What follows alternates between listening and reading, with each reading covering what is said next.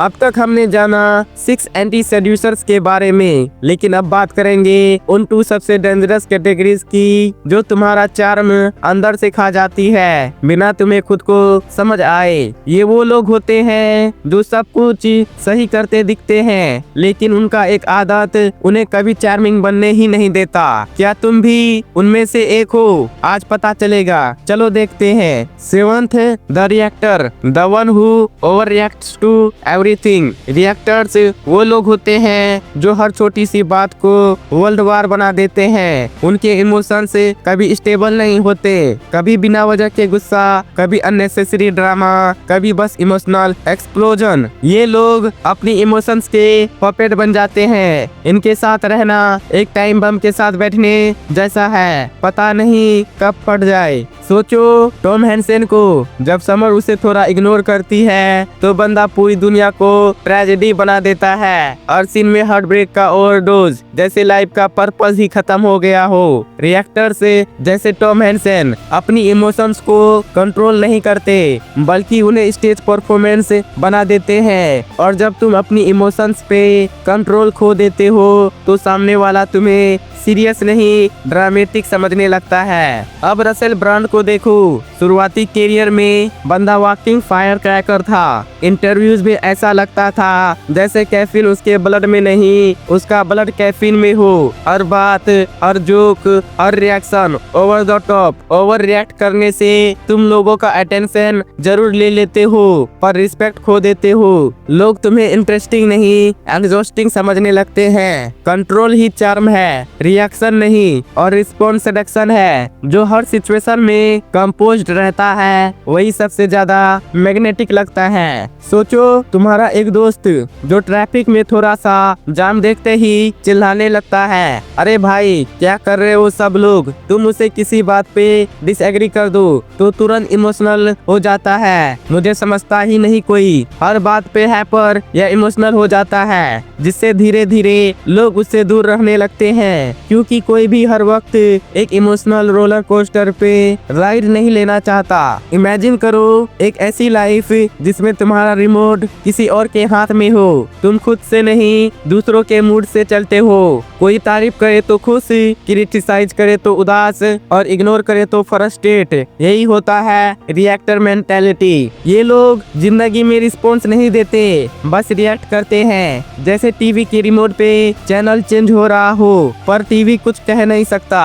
Reactor लोग कभी खुद के स्टैंडर्ड से सेट नहीं करते, वो दूसरों के रिएक्शन पे जीते हैं। जैसे कोई सीन ना करे तो इनसिक्योर, कोई एग्री ना करे तो डाउट, और कोई इग्नोर कर दे तो डिप्रेस्ड। पर असली गेम तो वही जीतता है जो अपनी दुनिया का कंट्रोलर होता है, जो हर ट्रिगर पे रिएक्ट नहीं करता बल्कि हर सिचुएशन पे कॉन्शियसली रिस्पोंड करता है। अगर तुम चाहते हो लोग तुम्हारी इज्जत करे तो पहले अपने इमोशंस का कंट्रोल अपने हाथ में लो, बिकॉज जो हर चीज पे रिएक्ट करता है वो कभी अपने लाइफ का लीडर नहीं बन सकता।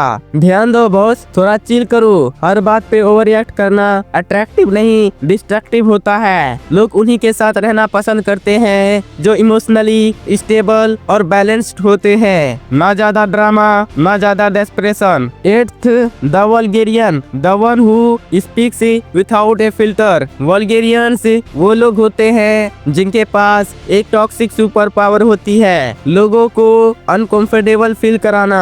इनको लगता है कि बोल्डनेस और ऑफेंसिव जोक्स उन्हें कूल बनाते हैं, लेकिन असल में लोग उन्हें डिसरिस्पेक्टफुल और डिस्गस्टिंग समझने लगते हैं। ये हर जगह बदतमीजी को स्वैग समझ के पेश आते हैं, बिना सोचे समझे कुछ भी बोल देते हैं। सोचो टोनी मोंटाना को, स्कारफेस का किंग। शुरू में उसका बोल्ड एटीट्यूड, कॉन्फिडेंस और फियरलेस स्टाइल सबको अट्रैक्ट करता है, लेकिन धीरे धीरे वही एटीट्यूड उसका सबसे बड़ा दुश्मन बन जाता है। उसका लाउड बिहेवियर, वल्गर लैंग्वेज और एरोगेंस उसके चार्म को डिस्ट्रॉय कर देता है। बॉस सेडक्शन में पावर दिखाना नहीं, कंट्रोल दिखाना होता है। टोनी मोंटाना जैसे वल्गेरियंस अपनी एग्रेशन को कॉन्फिडेंस समझ लेते हैं और अपनी क्रूडनेस से खुद ही अपनी अट्रैक्शन को मार देते हैं। फिर देखो डोनाल्ड ट्रम्प का public persona, flashy lifestyle, brash tone और जीरो सटलिटी। वो हर जगह डोमिनेट करना चाहता है, पर कभी कभी और डोमिनेशन चार्म को डिस्ट्रॉय कर देता है। लाउड लोग अटेंशन जरूर लेते हैं, पर रिस्पेक्ट हमेशा उन्हें मिलती है जो अंडर स्टेट करते हुए और पावर करते हैं। वल्गेरियन मेंटालिटी का असली प्रॉब्लम ये है कि ये लोग इम्पैक्ट के चक्कर में ग्रेस खो देते हैं। वही बंदा सबसे पावरफुल लगता है जो अपने शब्दों में कंट्रोल रखता है और अपने प्रेजेंस में एलिगेंस। सोचो तुम्हारा एक कोलीग है जो ऑफिस में हमेशा चीप्स जोक्स मारता है। पहले लोग थोड़ा स्माइल कर लेते हैं ताकि माहौल एक्वर्ड ना हो, लेकिन धीरे धीरे सब उससे बचने लगते हैं क्योंकि हर बात को गलत साइड ले जाना एक टाइम के बाद इरिटेटिंग हो जाता है। कभी किसी पार्टी में देखा है ना एक बंदा जो सबसे ज्यादा चिल्लाने की कोशिश करता है, सबसे ज्यादा फनी बनने की एक्टिंग करता है और हर बात में पैसा, पावर और प्लेजर को घुसा देता है। ये होता है वल्गेरियन मेंटालिटी। बाहर से ओवर कॉन्फिडेंट, अंदर से इनसिक्योर। वल्गेरियन लोग समझते हैं कि लाउडनेस ही पर्सनालिटी है, शो ऑफ ही स्टेटस है और चीप टॉक ही चार्म है। पर असली प्रॉब्लम ये है कि ये मेंटालिटी सैलो होती है। इनकी हर बात में डिप्थ की कमी और अटेंशन की भूख छुपी होती है। ये लोग इम्प्रेस नहीं करते बल्कि एम्बैरेस करते हैं, अपने आप को भी और सामने वाले को भी। जो बंदा हर वक्त सबको एंटरटेन करने की कोशिश करता है वो खुद की फीलिंग से भाग रहा होता है। वल्गेरियन मेंटालिटी का असली प्रॉब्लम यही है। ये लोग लाउड होते हैं क्योंकि उनके अंदर कंप्लीट साइलेंस होता है। ध्यान दो बॉस, बोल्ड होना गलत नहीं, पर डिसरिस्पेक्टफुल होना सब कुछ बिगाड़ देता है। याद रखो, एलिगेंस और सटलिटी ही असली पावर होती है, लाउडनेस और वल्गैरिटी नहीं। बॉस, तुम कौन से टाइप के लोगों से बचना चाहोगे? क्या तुम बचना चाहोगे उस रिएक्टर से जो जरा सी बात पे एक्सप्लोड हो जाता है, इमोशन का कंट्रोल जीरो, जैसे हर वक्त एक चलती फिरती टाइम बम हो, या उस वल्गेरियन से जिसे सोशल मैनर्स का एम भी नहीं आता, हर जगह बदतमीजी और चीप हरकतों से तुम्हारी भी इमेज को डैमेज करने वाला?